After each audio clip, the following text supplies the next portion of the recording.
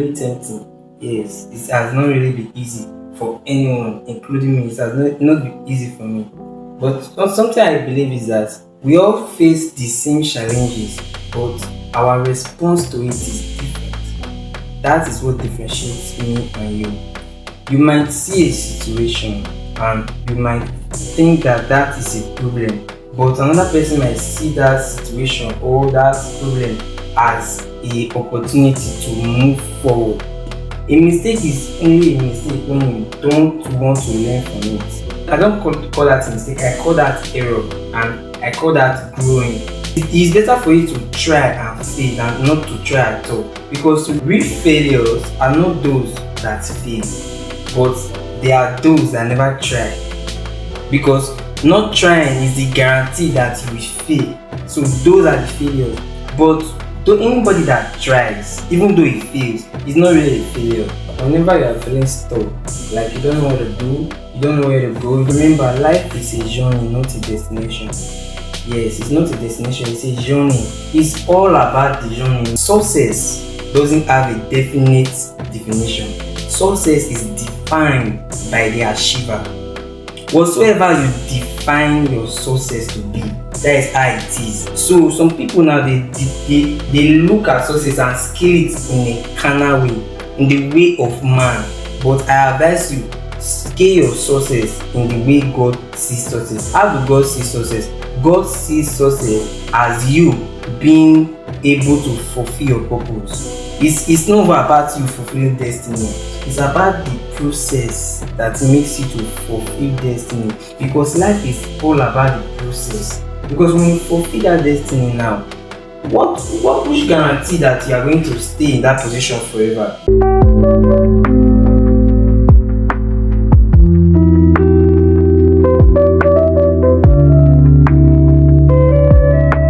EJIRO Favor keeps speaking the facts.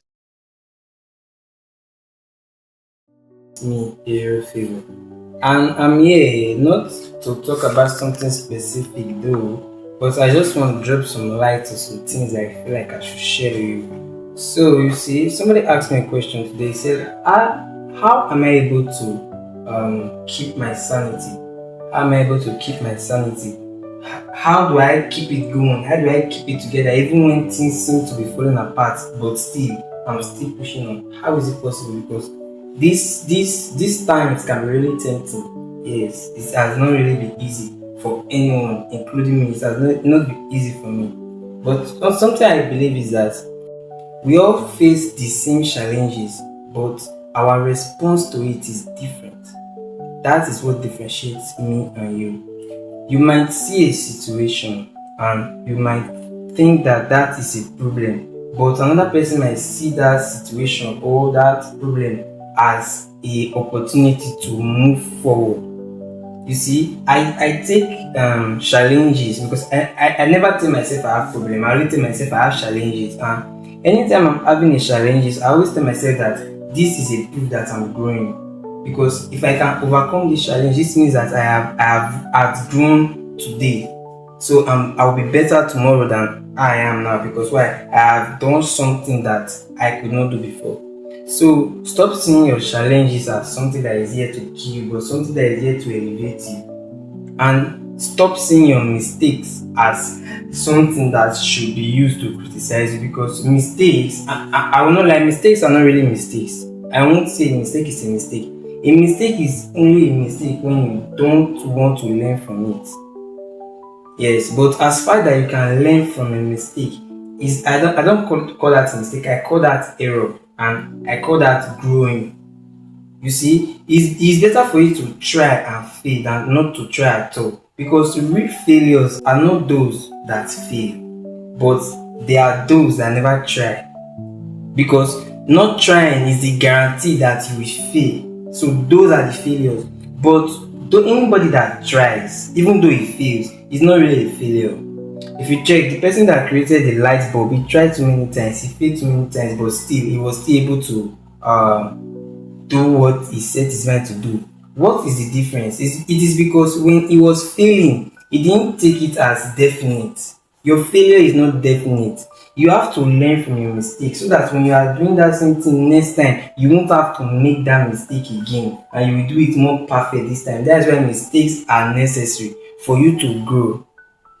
If you can make a $50 mistake right now and understand that this thing might make you to lose $50, later when you have an opportunity of $5,000, that thing you've learned before, you cannot apply it to it and it will make you not to lose this $5,000. You see, so your mistakes are not really here to condemn you. Neither are like people should use your mistake to criticize you, but it's a chance for you to learn. So don't feel like you should be perfect, like you never want to make mistakes. No, everybody makes mistakes. Even in the terms of Christianity, everybody makes mistakes. Everybody sins.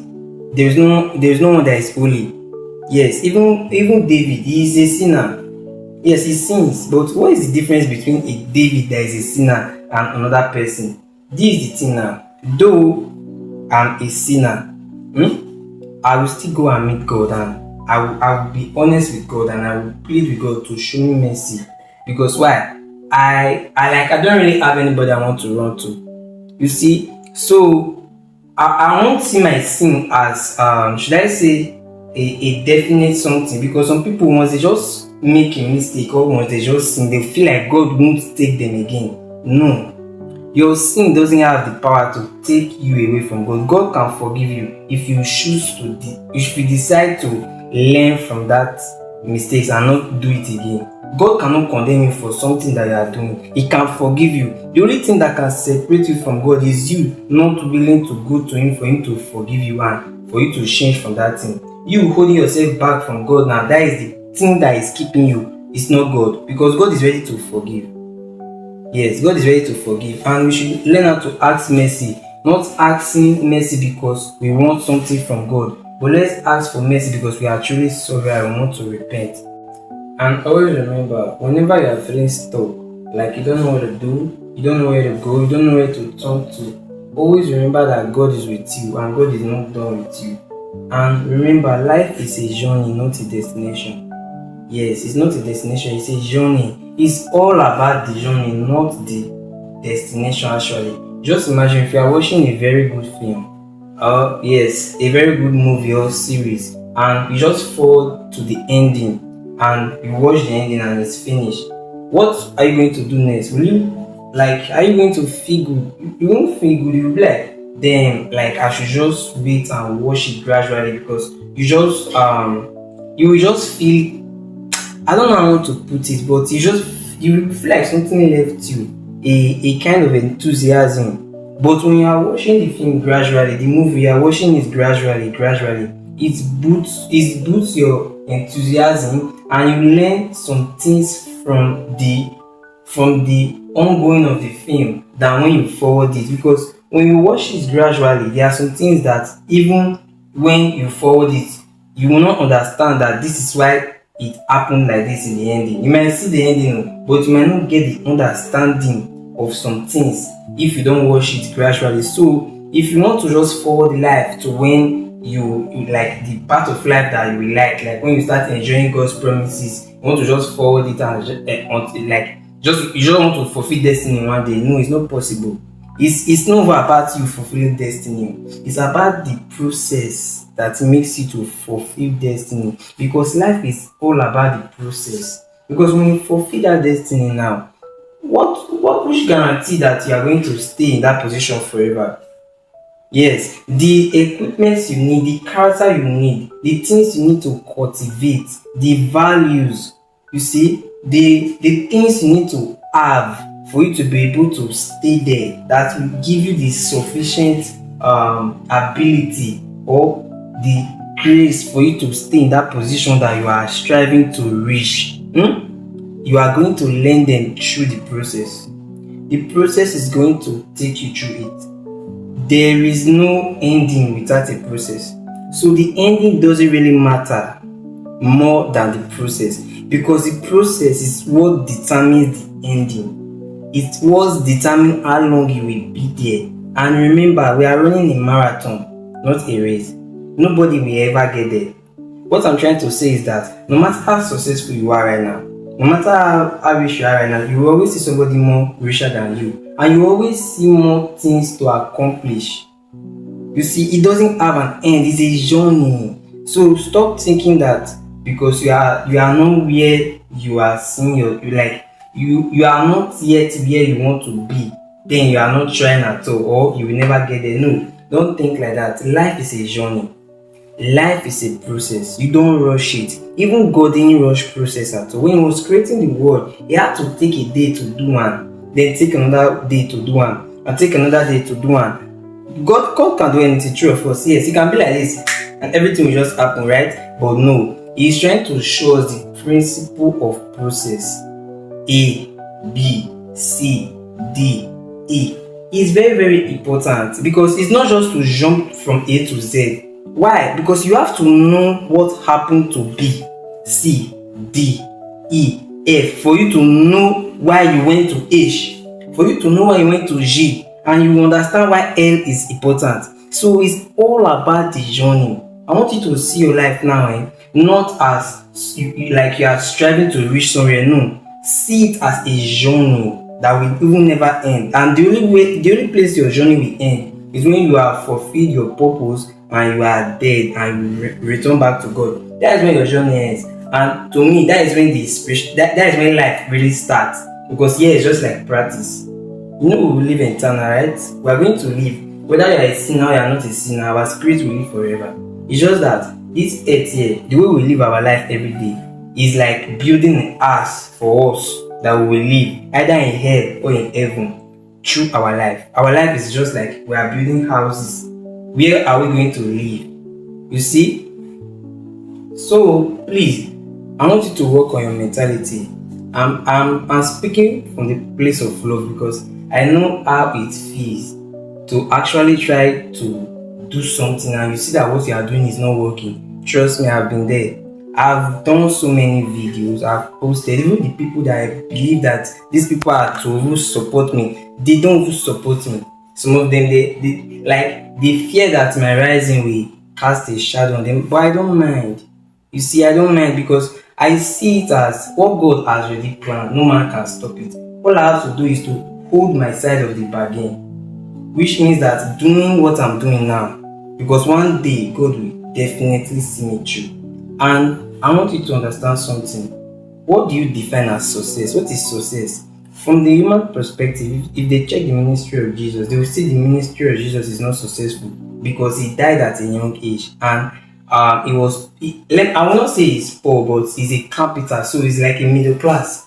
You see, but Jesus Christ himself is telling you that it is finished. This means that he was successful. So I want you to take a very, very note of something. Take this thing very seriously. Success doesn't have a definite definition. Success is defined by the achiever. Whatsoever you define your success to be, that is how it is. So some people now they look at success and scale it in a carnal way, in the way of man. But I advise you, scale your success in the way God sees success. How do God see success? God sees success as you being able to fulfill your purpose. Just like I bought this thing now. Yes, I bought it. You see, and it has served me for a very long time, and I've been able to use it so many times. So this thing now is serving its purpose. This means that it's successful. When I bought it here, it didn't just come and occupy space, but it was able to serve its purpose. But if this thing could not serve its purpose, it's just there occupying space. This means that it's not successful. It might be fine, it might be rich, it might have many cars, but it's not serving its purpose here in this house. Very, very soon, I'm going to take it out and throw it away. But if it's serving its purpose, I'm going to keep it in a shelf forever, because why? It's serving its purpose. This is success to me. Success is you fulfilling your purpose that God has sent you to this earth to do. Just like when Jesus Christ said it is finished, you also have to say it is finished. Just like Paul said that I have won a good fight, I have fought a good fight, I have finished the race, and there awaits me a crown of righteousness. That is success. It was a man speaking from chains. He was about to be killed. And a human will tell you that no, that is not success. That is even one of the most worst thing that can ever happen to anybody. But no, no, bro. Life is beyond that. Death is not death. Death is just the beginning.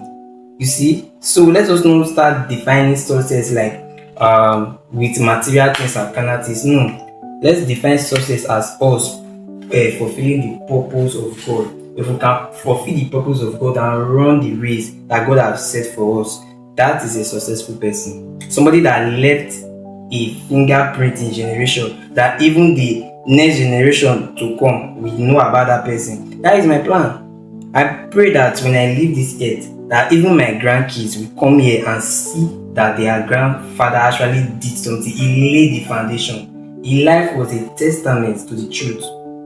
That is my mission. I want my life to serve as a testament that yes, God is real, God is good, and a young person can serve God, and God can bless a young person. Yes, I want my life to be an evidence, because why? Just like the way Matthew, Luke, John, and Mark, they have their own book.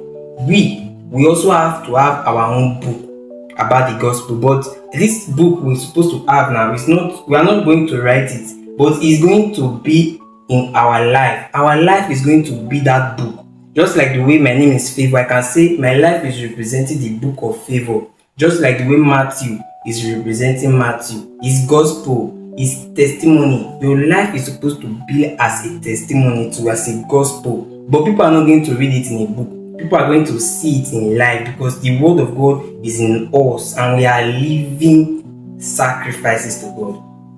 You see, so that is how we're supposed to live. So thank you very much for subscribing, for staying this far. I really appreciate you all. Thanks for the love. Please, if you haven't subscribed before, it's still me, EJIRO FAVOUR. Please subscribe. Thank you guys. See ya.